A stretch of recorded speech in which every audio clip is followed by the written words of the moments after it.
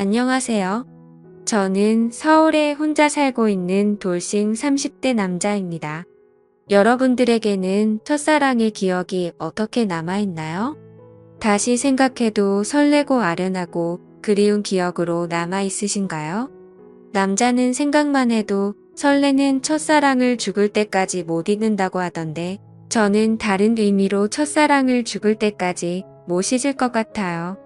어쩌다 제 첫사랑의 기억이 이렇게 바뀌게 되었는지 지금부터 이야기를 풀어볼게요. 저는 고등학생 때 같은 반이었던 아내를 보고 첫눈에 반해 짝사랑을 해왔었어요. 가슴 간질간질 거리는 저의 첫사랑이 그렇게 시작된 것이죠. 아내는 미모가 뛰어나서 전교생에게 정말 인기가 많았어요. 여자들은 아내가 쓰는 물건들을 따라 샀었고 학교에서 인기 좀 있다는 잘생긴 애들도 아내의 뒤를 졸졸 따라다녔었어요. 하지만 저는 잘생긴 것도 아니고 그렇다고 날씬한 것도 아니라서 뒤에서만 아내를 봤었어요. 정말 평균 이하의 외모에 살집도 있는 편이라 제가 봐도 너무 별로더라고요. 늘 그렇게 뒤에서 아내를 지켜보다가 아내가 가는 대학에도 따라 들어가게 됐어요. 아무리 그래도 그 정도까지 하냐고 말하시겠지만 저는 그만큼 아내를 무척이나 좋아했었거든요. 제 세상은 아내에 의해 흘러간다고 볼 수 있었어요. 그렇게 대학을 가서도 혼자 속으로만 좋아하다가 대학 졸업할 때쯤 제가 용기를 내서 아내에게 고백을 했어요. 현이야, 친하지도 않은 내가 이렇게 불러내서 당황했지. 졸업하기 전엔 꼭 너한테 하고 싶은 말이 있어서 불렀어. 나 너 좋아해, 현이야. 나도 알고 있었어. 고등학생 때부터 뒤에서 계속 나만 보던데 어떻게 몰라? 다른 애들은 나랑 얘기 못해서 안달이었는데 넌 끝까지 쳐다만 보더라. 아, 알고 있었어? 다른 애들은 다 잘생기고 이쁜데 난 너무 못생겼잖아. 그래서 너한테 말을 걸 용기가 없어서 그냥 뒤에서 쳐다만 봤어. 차라리 말을 걸지 그랬어. 뒤에서 쳐다만 보면 얼마나 무서운 줄 아니? 장난이야. 오히려 다른 애들과는 다르게 특이해서 자꾸 눈길이 가더라고. 아, 그랬어? 그럼 계속 특이한 애로 남게 오늘도 말 걸지 말 걸 그랬나? 나 근데 정말 너 좋아해. 대학까지 따라올 만큼 진짜 진심으로 좋아해. 대학까지 따라온 거야? 내가 뭐라고 이렇게 좋아해 주는 거야? 나 정말 별거 아닌 사람인데. 아니야, 너만 보고 있으면 주변이 환해지고 너가 웃을 때마다 내가 행복해지는걸.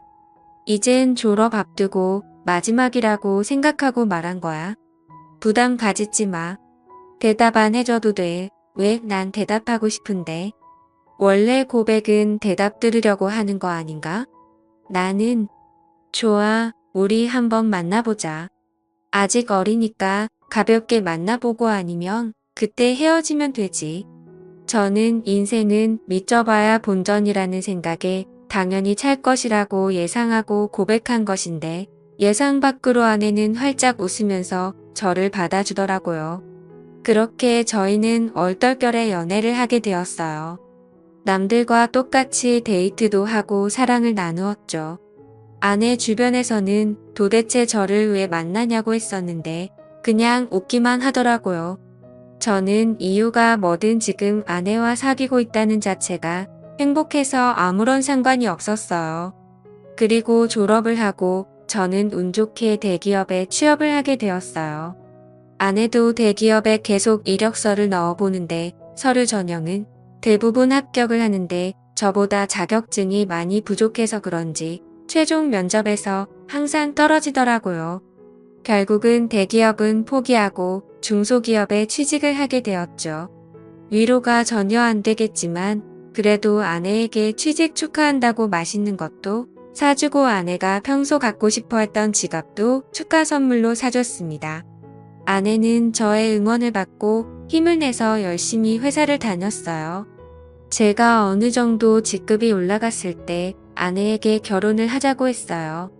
아내는 망설임도 없이 단칼에 제 청혼을 거절하더라고요. 아직 직장이 변변치 못하다면서 자신이 당당해질 수 있을 때 결혼을 하고 싶다고 했었어요. 아무것도 없는 나랑 결혼하고 싶다고 해줘서 너무 고마운데 아직 내가 직장이 변변치 않아서 지금 결혼하기엔 너무 미안해. 그럼 내가 싫어서 거절하는 게 아니라 직장 때문에 거절하는 거야? 직장이 무슨 상관이야? 우리 둘이 잘 살면 되는 거지. 그래도 직장이 좋아야 월급도 많이 받고 우리가 걱정 없이 살 거 아니야. 너 월급에 비하면 내 월급은 너무 작잖아. 나는 내가 내 앞에서 당당해질 수 있을 때 결혼하고 싶어. 그래도 너가 안 버는 것보단 낫지. 우리 둘이 같이 벌면 괜찮아. 그리고 나 혼자 벌어도 너 하나쯤은 먹여 살릴 수 있어. 아내가 저보다 못한 직장에 다닌다고 스트레스 받는 것 같아서 괜찮다고 다독여줬어요. 아내는 제가 대기업에 다니니까 확실히 제 월급이 자신 월급보다 많다는 것을 알았지만 정확히 얼마나 되는지 모르는 상태였거든요. 그래서 저는 아내에게 이 정도의 월급을 받고 있으니 결혼해도 문제가 없다고 설득했죠. 제가 자신보다 2배 넘게 받는다는 것을 듣고 놀라더니 고민을 하는 것 같더라고요. 계속되는 저의 설득 끝에 아내는 긍정적으로 생각이 바뀐 것인지 제 청혼을 받아주었어요. 제가 이렇게 결혼을 서두르게 된 이유는 회사에서도 아내가 인기가 많은 것 같더라고요. 아내가 종종 회사에서 치근덕거리는 남직원이 있다고 얘기를 꺼낼 때마다 다른 남자들이 더 이상 치근덕거리지 않게 얼른 결혼을 해야겠다는 마음을 먹게 됐죠. 저는 그렇게 힘들게 아내와 결혼하는데 성공했습니다. 저희는 결혼한 지 2년이 지났는데도 자식 없이 여전히 둘이서 신혼생활을 보내고 있어요. 사실 아무리 노력을 해도 아이가 저에게 찾아올 생각을 하지 않더라고요. 아내와 저는 아직 젊으니까 조급해하지 말고 아이가 찾아올 때까지 천천히 기다려보기로 했어요. 그러다 결혼 3년 차가 되었을 때 아내가 임신을 했더라고요. 저희 부모님은 아들이든 딸이든 상관없다며 너무 수고했다고 고맙다면서 아내의 손을 꼭 잡고 오셨어요. 아내도 어머니의 눈물을 보고선 살짝 눈가에 눈물이 고였더라고요. 며느리 아끼는 시부모님 덕분에 낙동강 오래 할 신세가 된 저만 힘들어졌었어요. 아내 회사가 중소기업이어도 설립자가 여성분이어서 그런지 복지가 대기업 못지않게 좋더라고요. 아내는 일을 하면 스트레스 받을까봐 아이를 위해 휴직을 하고 집에서 쉬고 있었어요. 혹시나 쉬면서 집안일이라도 할까 어머니께서 집에 오셔서 아내 대신 집안일을 다 해놓고 가시더라고요. 저도 퇴근하고 오면 어머니의 잔소리를 듣고 아내의 시중을 들기 시작했고요. 아내 시중을 들면서도 저는 태어날 아이 생각에 하나도 힘들지 않았고 행복했어요. 저희는 아들, 딸 구애받지 않으려고 병원에 검진을 가도 성별을 알려고 하지 않았어요. 출산하고 아이를 보러 신생아실에 갔는데 아내를 아주 쏙 빼닮은 귀여운 딸이더라고요. 엄마를 닮아서 그런지 아이의 얼굴이 벌써 완성형이라고 호들갑 떨었다가 아내한테 주책이라면서 벌써 딸바보 됐냐고 등짝 한 대 맞았네요. 아내 손이 매운 편인데 저는 그날 아무리 맞아도 아프지가 않고 오히려 간지러웠어요. 이래서 다들 딸 낳으면 딸바보가 되는 건가 보다 싶더라고요. 딸이 태어난 지 이제 1년이 넘어가기 시작했을 때 저는 집 앞에서 충격적인 장면을 목격하게 됐습니다. 제가 직급이 올라가면서 회의다 뭐다 여기저기 불려다니다 보니 정시퇴근하는 아내가 항상 저보다 먼저 집에 와 있었어요. 그런데 제가 몸이 안 좋은 것 같아서 회의에 참석하지 못하고 집에 바로 온 적이 있었어요. 차를 주차하고 내리려고 가방을 챙기는데 어떤 차에서 내리는 아내가 보이더라고요. 아내는 운전면허가 없어서 항상 제가 데려다 주거나 대중교통을 이용해서 출퇴근을 했었거든요. 저는 처음엔 동료가 데려다 준 거라고 생각하고 신경을 쓰지 않으려고 했었어요. 그런데 아내가 집에 들어가려고 할 때 남자가 차에서 내리더니 아쉽다는 듯 아내의 손을 잡더라고요. 저는 내리려고 손잡이에 올린 손을 떼고 그 모습을 어처구니 없이 쳐다보고 있었어요.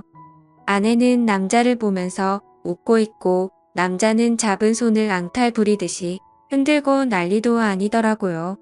다른 사람이 보면 그 둘이 부부인 줄 알겠더라고요. 하필이면 제 차가 입구 정면에 주차하고 있어서 제 블랙박스에 그 장면이 그대로 다 찍혔었어요.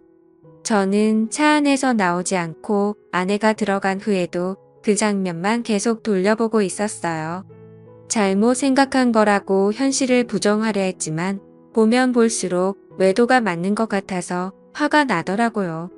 더 확실한 증거를 잡아야겠다는 생각에 저는 집으로 바로 들어가지 않았어요. 차 안에서 쉬다가 원래 제가 퇴근하던 시간에 맞춰서 집에 들어갔죠. 아내가 웃으면서 저한테 왔냐고 말하는데 온몸에 소름이 돋았어요. 저는 아무것도 못 본 사람 마냥 아내에게 평소와 다를 것 없이 똑같이 대했었어요. 아내가 음식을 하는 동안 혹시나 다른 증거들이 나오지 않을까 싶어서 아까 아내가 입고 있었던 코트를 뒤졌는데 아무것도 나오지가 않더라고요. 저는 아내가 잘 때 휴대폰을 몰래 확인해 보기로 마음먹었습니다. 아내가 먼저 잠든 것을 확인하고 휴대폰을 들고 조용히 거실로 나왔어요. 잠금이 걸려 있었는데 비밀번호가 딸 생일이더라고요. 저는 고민할 것도 없이 제일 먼저 카카오톡을 들어가 보았어요. 전부 회사 직원들과의 단톡이나 제가 알고 있는 고등학교 친구들과의 단톡이었는데 유일하게 한 사람만 개인톡을 하고 있더라고요. 저장명도 심상치 않은 게 제 직감으로는 이 사람이 아까 아내를 데려다 준 사람이라고 생각했죠. 개인톡을 들어가 보니 역시나 제 예감이 딱 들어맞았더라고요. 아내가 저랑 연애했을 때보다 그 사람이랑 더 달달하게 카카오톡을 주고받았어요. 그런데 두 사람이 사귄 지가 꽤나 오래된 사이였던 것 같았어요. 같이 데이트하면서 찍은 음식 사진의 남자가 살짝 걸려있는 사진들과 대놓고 찍은 커플 사진들도 있길래 모조리 제 휴대폰으로 옮겨 놓았어요. 그리고 다음 날 아침밥을 먹으면서 아무렇지 않은 표정으로 평소 대화하듯 아내에게 이혼 서류를 준비하라고 했어요. 아내는 잘못 들은 건가 싶은 표정으로 갑자기 무슨 소리냐고 하더라고요. 저는 아무 말 하지 않고 커플 사진을 아내의 폰으로 전송했어요. 방금 내가 당신한테 사진을 하나 보냈는데 그게 우리 이혼 사유야. 그러니까 군말 없이 퇴근하면 이혼 서류 준비하고 당신 짐 싸놓고 있어. 여보, 내가 미안해. 다신 안 그럴게. 잘못했어. 내가 당장 그 남자 정리할게. 우리 딸을 봐서라도 이혼만은 안 돼. 엄마는 아빠 없는 애로 키울 수 없잖아. 안 그래? 그걸 아는 사람이 남편 두고 이렇게 딴 남자를 만나고 있었던 거야? 저번에 친구랑 저녁 먹고 온다고 했던 날도 그 남자랑 먹었더라. 그땐 정말 아무 사이 아니었어. 그날은 둘 다 상사한테 엄청 혼나고 퇴사 고민할 만큼 힘들길래 같이 저녁 먹으면서 하주연하고 헤어진 게 다야. 진짜야. 거짓말 치지 마. 내가 그전 대화까지 안 봤을 것 같아.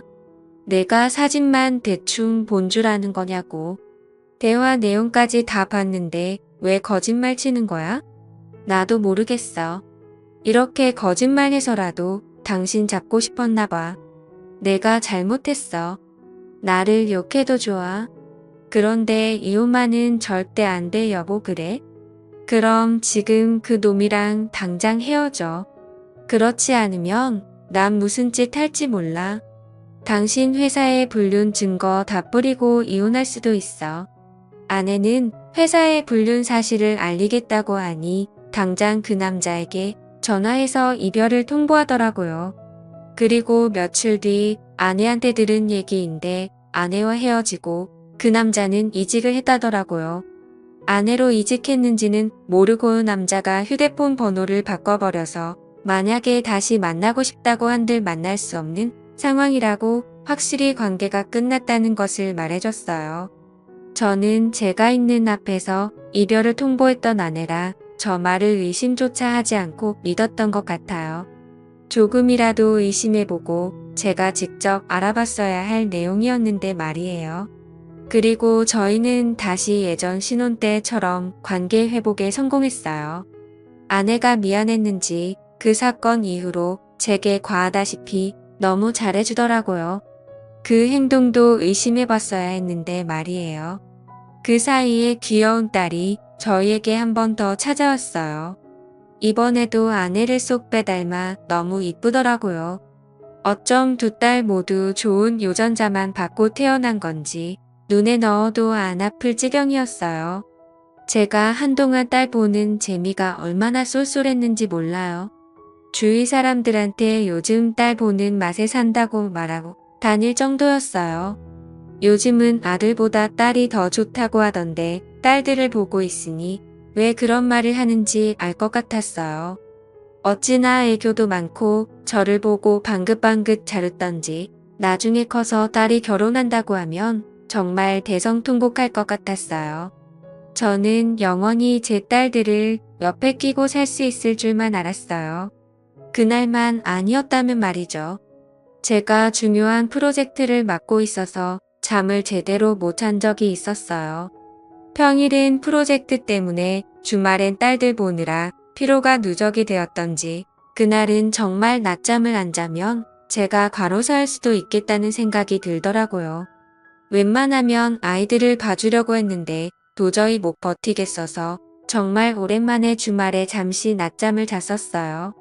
그러다 중간에 목이 너무 말라서 잠에서 깨버렸어요. 거실에서 아내가 통화를 하는지 문틈 사이로 아내 목소리가 어렴풋이 들리더라고요. 스피커폰으로 해놓은 건지 간간히 다른 사람 목소리도 들렸었어요. 저는 목이 말라서 아플 지경이길래 물을 마시려고 손잡이에 손을 올렸는데 아내가 하는 말에 문을 열지 못하고 그 자리에서 굳어버렸어요. 오늘 남편 얼굴 보는데 날이 가면 갈수록 더 못생겨지더라. 살만 디룩디룩 쪄서 진짜 얼굴 맞대고 밥 먹기 힘들어 같은 공간에 있기도 싫어. 그러니까 내가 계속 이혼하라고 했잖아. 언제 이혼할 건데 이대로 살 생각이야. 도대체 언제까지 이러고 있을 건데 나 이제 당신 남편이 불쌍해 보일 지경이야. 아니 뭐 아직 애들도 어리고 내 월급으로 애들 키우는 건 힘들잖아. 그렇다고 당신 월급도 많은 게 아니니까 조금만 더 있다가 하려고. 이혼할 생각이 있긴 한 거야. 내가 봤을 땐 당신 남편이 가진 돈 때문에 이혼 안 할 것 같아. 말로만 이혼할 거라고 하고 계속 이런 식이면 나 당신 남편한테 다 말할 거야. 아, 좀 기다려보라고 했잖아. 왜 이렇게 보채는 거야? 매력 떨어지게. 우리 딸 부족함 없이 키워야 하지 않겠어. 그러니까 조금만 참아. 그건 그렇긴 한데 나도 애기들 보고 싶단 말이야. 맨날 사진으로만 보고 나도 실제로 애기들 알아보고 싶어. 근데 지금 자기 애도 아닌데 자기 애라고 믿고 저렇게 좋아 죽는 꼴이 너무 웃겨. 진짜 멍청한 거 아니야. 얼굴이 자기랑 너무 다르잖아. 당신 닮아서 얼마나 예쁜데 자기 애라고 믿지. 얼핏 들었을 때 대화 내용으로 아내가 상남이랑 통화하고 있었다는 걸 알라차렸어요. 얼굴 얘기하면서 제 험담을 할 때부터 저는 손을 뻗어서 화장대에 있던 제 폰을 들고 아내의 통화 내용을 녹음하기 시작했어요. 둘이서 오가는 대화들이 정말 갈수록 가관이더라고요. 제 험담은 그럴 수 있다고 생각했는데 이제껏 제 딸이라고 믿었던 애들이 알고 보니 제 딸이 아니라 상간남 딸이라고 하니까 너무 충격적이더라고요. 저는 들고 있던 폰을 바닥에 떨어뜨렸고 그 소리에 아내가 놀란 듯이 황급히 전화를 끊더니 방문을 열고 불을 켜더라고요. 불을 켜자마자 바로 앞에 서 있던 저를 발견하고 놀라서 소리를 질렀더라고요. 여보, 당신 언제부터 여기 있었어? 혹시 내가 통화하는 걸 들은 거야? 어디서부터 들었어?